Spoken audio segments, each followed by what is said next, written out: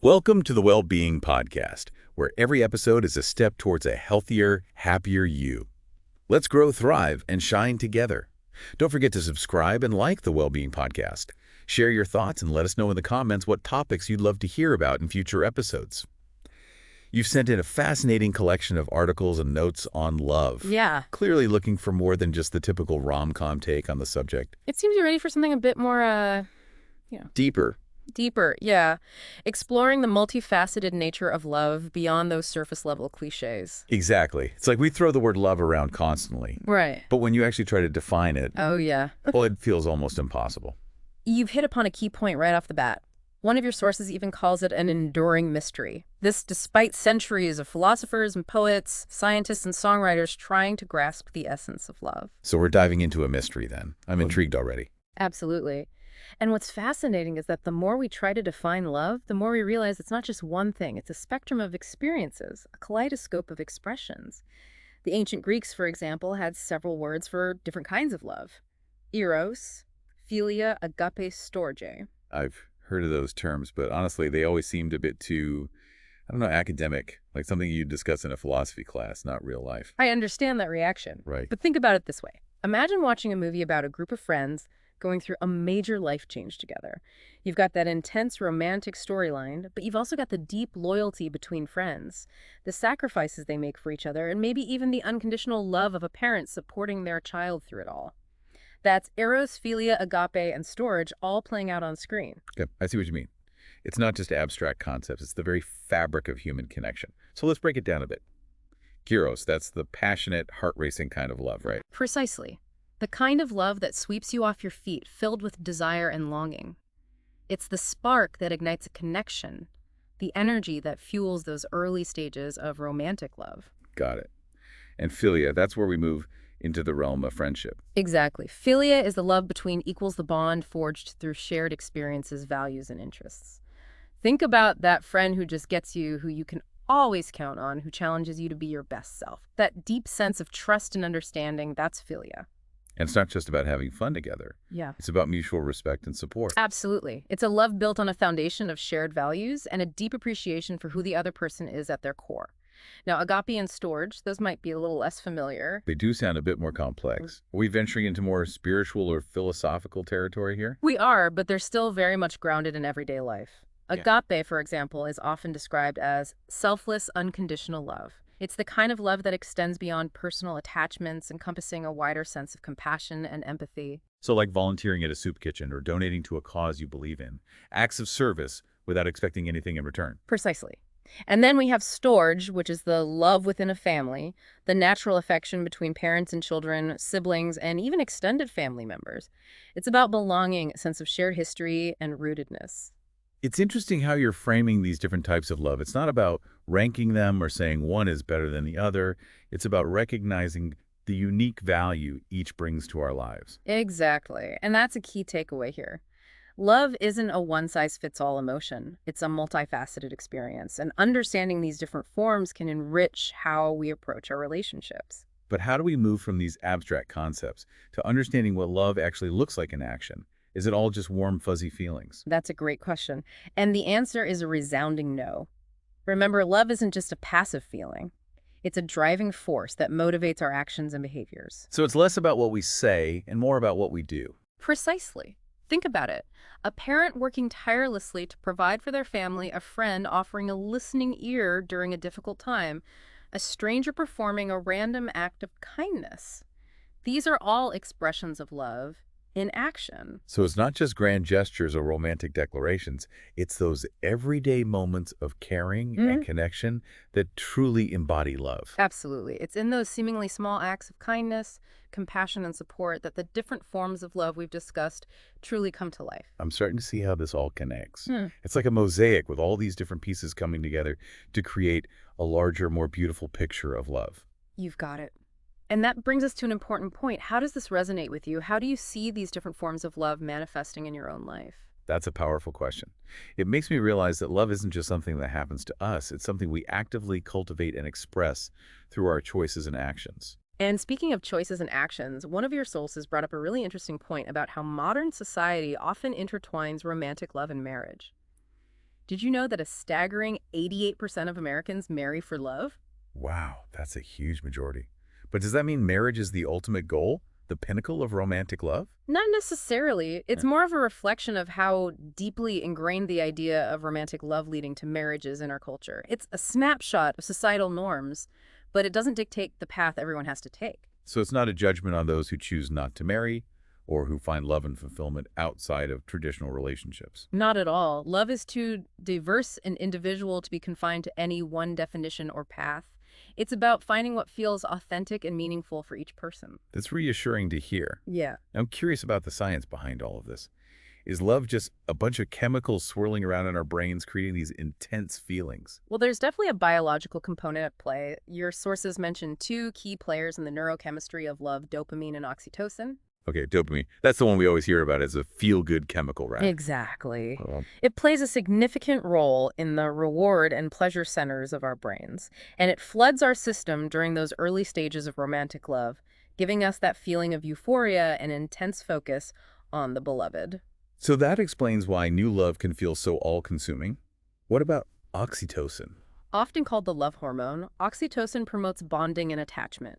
It's released during intimate moments like hugging, kissing, and even during childbirth, strengthening the connection between people. It's fascinating how our brains are wired to experience love on such a deep chemical level, but I imagine it's not as simple as reducing it to a formula. You're right. Yeah. While understanding the biological aspects can offer valuable insights, it's essential to remember that love is also shaped by our psychology, personal experiences, and cultural influences. So it's not just about the chemicals, it's about how we interpret those feelings and integrate them into our understanding of love. Precisely. It's a complex interplay of nature and nurture, biology, and experience. Now, while we've been focusing on the positive aspects, your sources also acknowledge that love isn't always smooth sailing. Right. We all know that love can come with its fair share of challenges. Absolutely. Heartbreak, disappointment, vulnerability, these are all part of the human experience of love. And while they're certainly not pleasant to go through, they also offer opportunities for growth and resilience. So it's about navigating those challenges and coming out stronger on the other side. Exactly.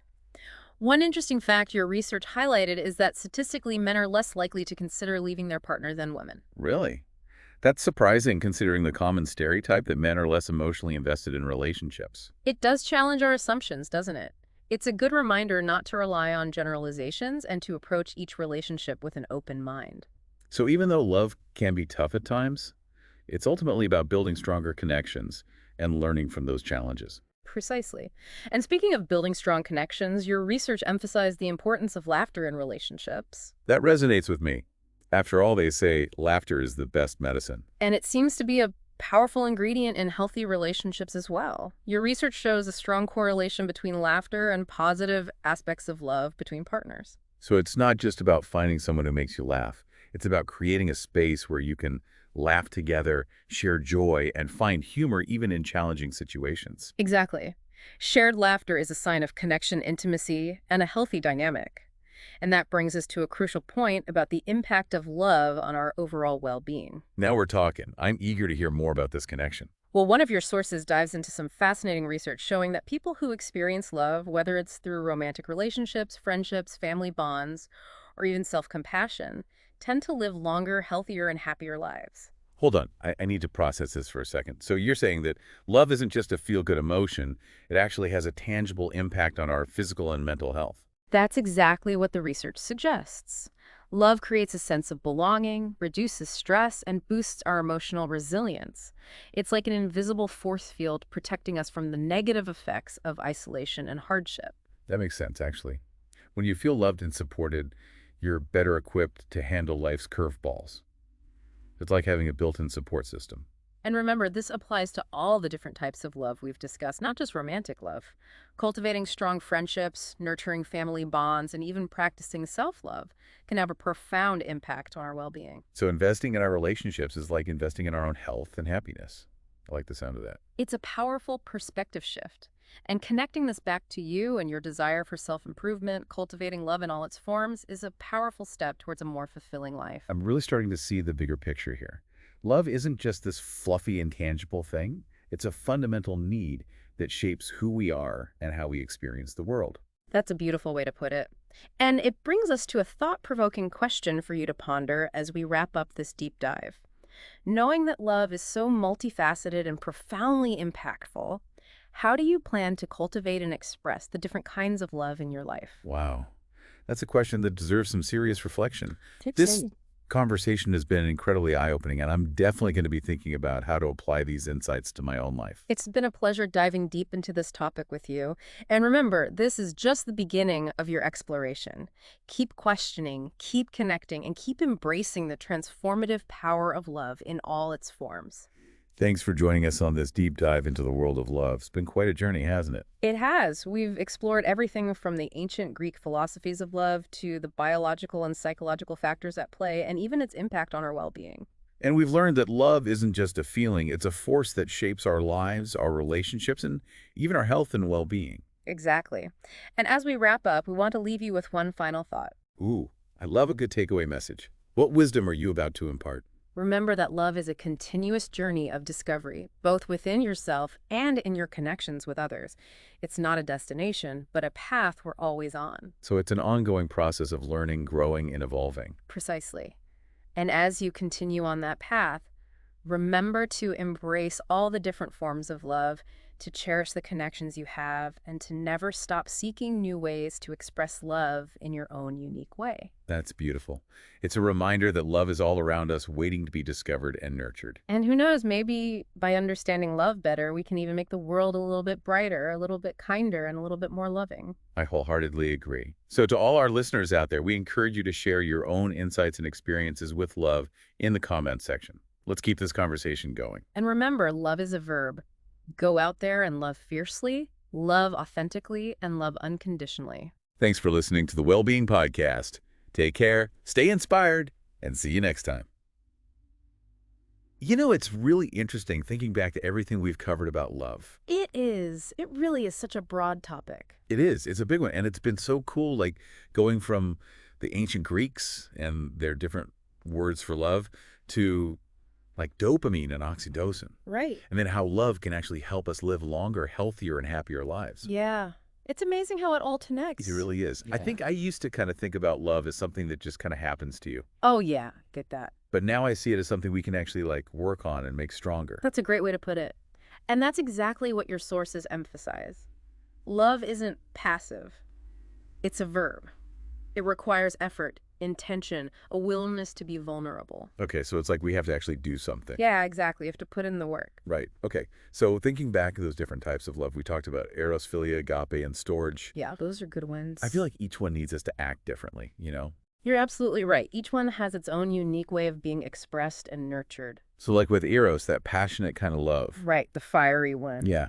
It starts with that spark, but to keep it going, we have to communicate. Huh. We have to do things together and, you know, keep the romance alive. I like that keep the romance alive. It's so important to make an effort to keep that spark going. So it's not like just chasing that first feeling of falling in Ah. love, but like building something that lasts. Exactly. Yeah. It's about building a deep and lasting connection, a foundation of trust and intimacy. And what about philia? That love between friends. What do we need to do for that kind of love? Philia is all about showing up for each other, being present, offering support, celebrating each other's successes. It's about being there through thick and thin. So it's like those really close friendships where you can just be yourself. Exactly, where you feel seen, heard, and understood without judgment. Okay, and agape. Mm. That was a bit more tricky. It is a bit more abstract, isn't it? But think about it this way. Agape is that love that sees the good in everyone. It's about recognizing the inherent worth in every human being, regardless of their circumstances. So it's like having compassion even for people you don't know. Exactly. It's about empathy, kindness, and acting with love even towards strangers. Wow. It's like volunteering or doing something selfless for others. Yes, that's a perfect example of agape in action. And then storage that love within families. Yeah, the love that's like a warm blanket. I like that.